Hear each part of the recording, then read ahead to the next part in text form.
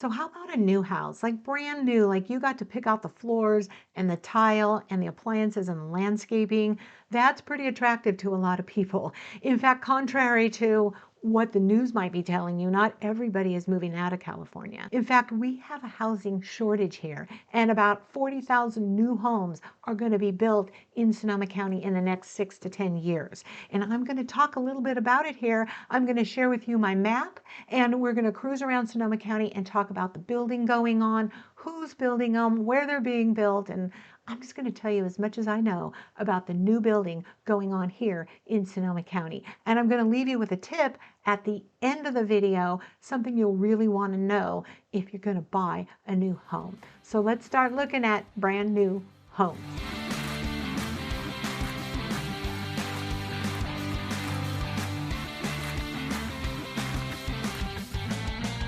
If this is your first time to this channel, make sure you hit the subscribe button below because I put out a new video every single Friday. This is Anita Anderson with Discover Sonoma County Living, and I get calls and I get texts and emails every single day from people like you wondering about Sonoma County. And since I'm a local, I love to shower you with information. There's a lot of it and I love to share it, and my team and I are here and ready to help you. So stay in touch with us, call us. Our information is below this video. Make sure you subscribe and you'll get all the information we're putting out about living here in beautiful Sonoma County. Now let's switch over to my map here, and I'm going to give you a little tour. Well, not really a tour, but I'm going to talk about new building here in Sonoma County. I interviewed a gentleman that worked for the city planning and economic development department about 3 years ago, way before COVID. He did an interview on my channel, and I learned so many things in that 10-minute interview. There's going to be 9 new high-rise buildings going up in downtown Santa Rosa in the next 10 years, maybe sooner. There's development and infill, we call it, where all those fields that you used to see in and amongst all the businesses and the old parts are already established parts of, let's just say, Santa Rosa, but any city in Sonoma County, that's kind of where they're building first. Now, I shouldn't say building first, but they're filling it in with affordable housing, apartment communities, and single-family homes, mostly 2-story and row homes. It's really kind of interesting driving around Santa Rosa and any of the cities now, because the infill, it's really nice. There's not just a field there. I mean, I love open fields, but we have a housing shortage, and especially like in Sonoma, the city of Sonoma, way down here, lots of new infill went in. So 2-story homes, kind of more like row homes, but not townhomes, single family homes that went into the fields and the areas throughout here and all around the city actually, and filled in 15, 20 new homes. So new development went in and is going in the city of Sonoma, and also throughout most of the major 6, I call them the major 6 cities in Sonoma County. So I'm going to start with Petaluma. Now the developers that, like the developer, I know there's one developer that because their name's all over the place, DeNova, and they developed a really nice area in Sonoma and several little condo areas, I believe, around town that are really lovely. And then KP, Signature Homes, Richmond America, American Home Builders, the big boys that are national, they've gone into Petaluma and Rohnert Park right up here and are building 200 and 300 units at a time. So big buildings going on.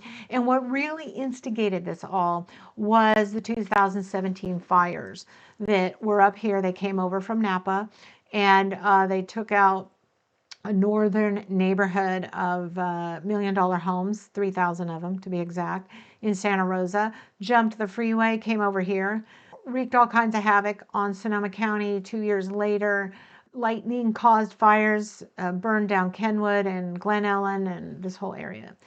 So boy, did that light up a match under, of course, first responders and builders. And the building and permit department really had to change and update the way it did things. From what I understand, it used to take like a year if you took plans to the city planning department who stamps it and approves it for you to build your house, or for a developer to come in, it used to take 3 or 4 years to get that done. At least for developers it did. I know for several private people that went in to build their own home, it took over a year to get their plans back and all approved. It shouldn't be like that. So anyway, the fires were a major catalyst in major building here, not only because we were out about 3,000 homes, right? A lot of those people just left California, but some didn't.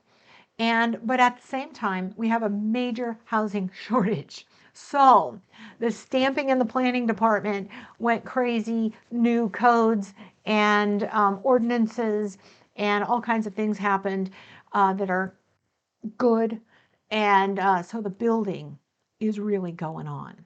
So on the south end of Santa Rosa, great city, big city, 200,000 people, lots going on. It's the county seat for Sonoma County. So the jails there, the courthouse, big entertainment centers, big old California city that is really, really expanding again.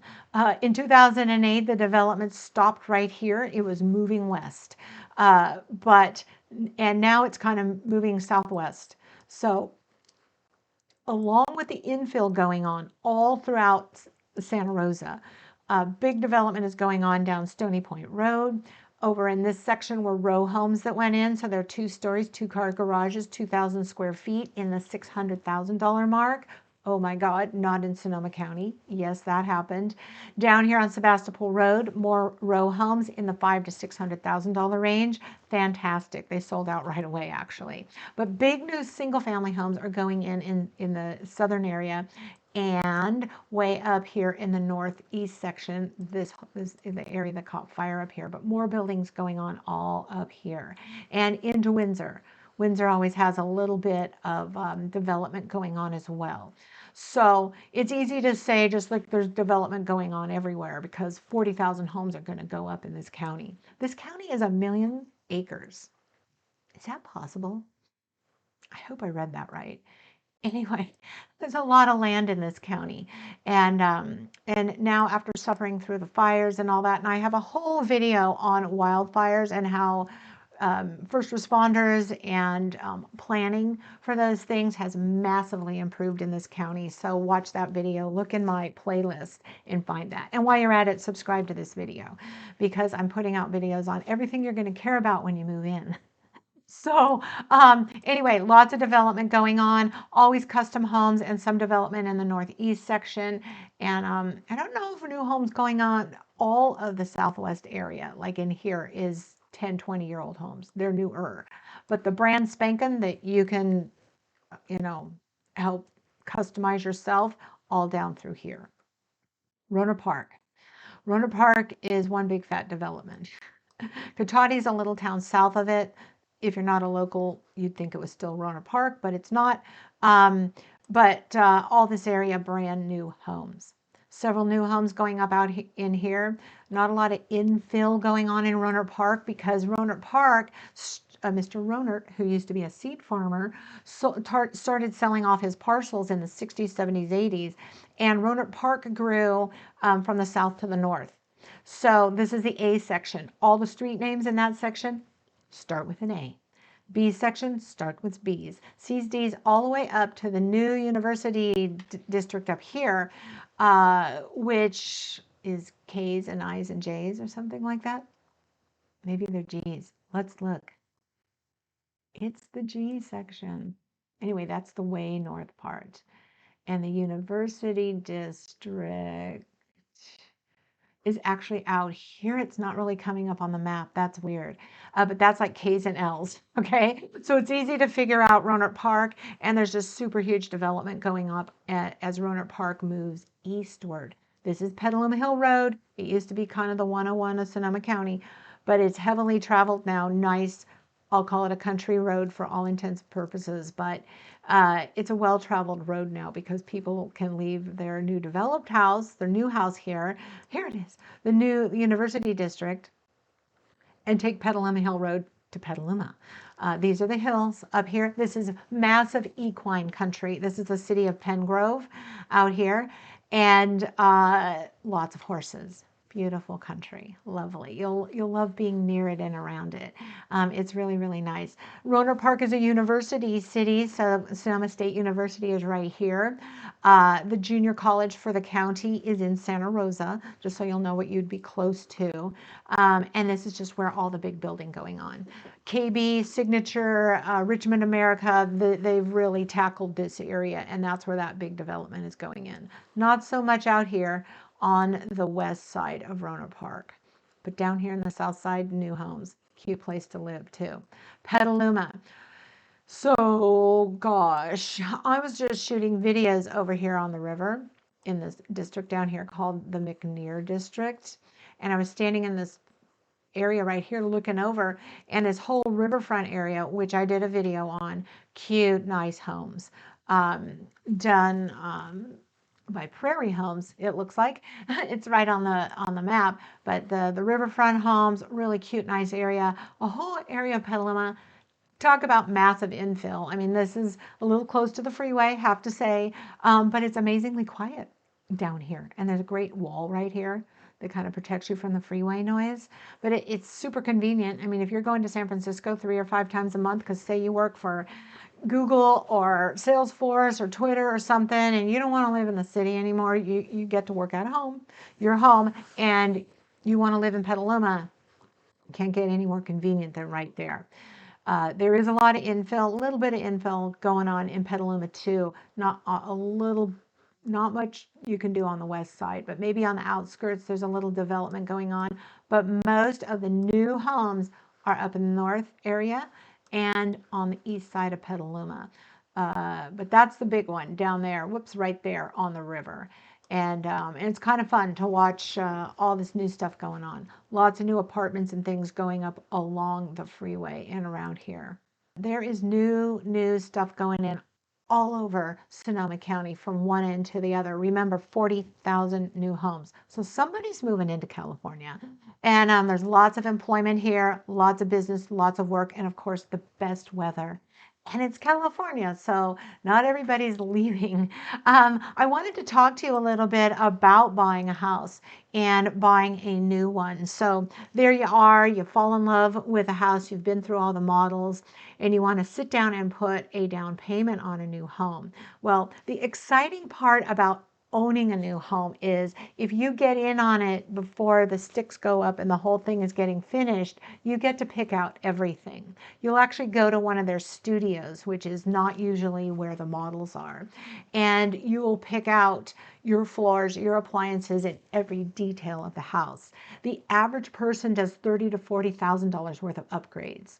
So as you're looking for the new homes, and they say, oh, this is 790,000, 840,000, 960,000. You're not going to end up there unless you do what's called buying the construction grade house. There's different ways that people describe that, but as the houses get built, the developer puts in and finishes the home. They do not do upgrades ever in those homes. They might put in very nice finishes. Okay, very, very nice, but they don't call them or consider them upgrades. Some of them might disagree with me a little bit on how I worded that, but essentially you're getting the house the way they built it, and you won't be able to change anything unless you went in, of course, and painted it yourself and did things like that. But most people would never do that. So you're either going to kind of get in on the beginning of the house where you can choose everything and spend some money, another chunk of money on getting it the way you want it, or you'll buy it already built and you'll be a happy camper because you saw it, you saw all the finishes, you love the floor and the sink and the bathrooms and everything about it, and you buy that house brand new. You're the first one to move in, but you won't be doing any upgrades with it. Sometimes the developer can throw things into the mix, like a car charger in your garage, or like different things, because they want to incent you to move in there. So there's a lot of stuff that goes on in the process of buying a brand new home, which brings me to my tip for the day.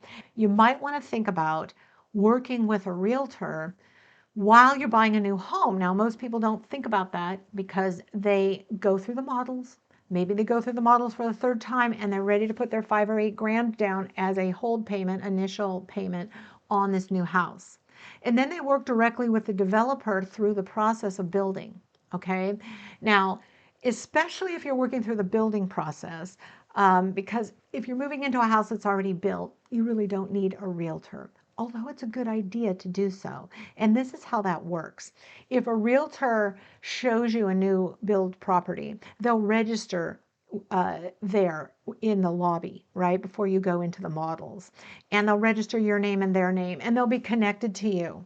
Now, if you buy one of their already built houses, it's completed, your realtor will be there to cover your tail, answer questions, maybe go to battle for you if you need that to happen. It's kind of cool to have your own representation. The realtor gets paid by the developer. We do not get paid when we're doing this with you by you. So it's only a benefit to you to use a realtor.